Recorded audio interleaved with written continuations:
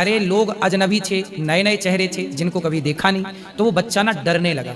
और जब डरने लगा तो वो अपनी माँ को याद करने लगा, पिता को याद करने लगा, पर वहाँ ना माँ थी ना पिता था, कोई नहीं था। अब वो डरने लगा नए नए चेहरे देख के। वो पहली बार यात्रा कर रहा है ना अकेला ट्रेन की, वो डर गया। अब डर गया तो वो रोने लगा।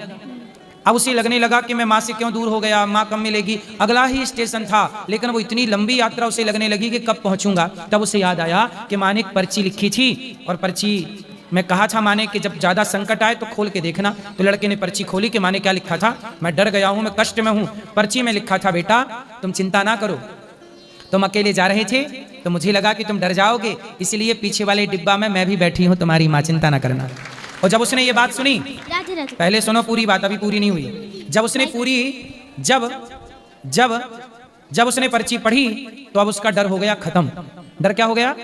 डर खत्म हो गया, क्योंकि उसे विश्वास हो गया कि पीछे वाले डिब्बे में मेरी माँ है। अब तो वो खुश हो गया कि माँ तो यही है। अब वो हैप्पी हो गया, और हैप्पी हैप्पी खुश खुश वो अगला स्टेशन आया और वो उतर गया। उससे मामा जी लेने आए, तो मामा जी लेकर जाने लगे। तो लड़के ने कहा, मामा जी रुको, माँ भी आ रही है, पीछे वाले डिब्बे में माँ है।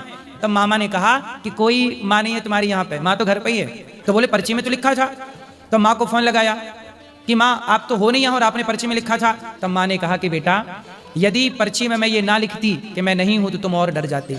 तो मैंने लिख दिया कि मैं हूं, और तुम्हें विश्वास हो गया कि माँ है, विश्वास हो गया कि पीछे के डिब्बे में माँ है, तो आपका डर खत्म हो गया। ऐसे ही बेटा जीवन में सदा ये विश्वास रखो कि भगवान मेरे साथ हैं, तो सारा डर खत्म हो जाएगा।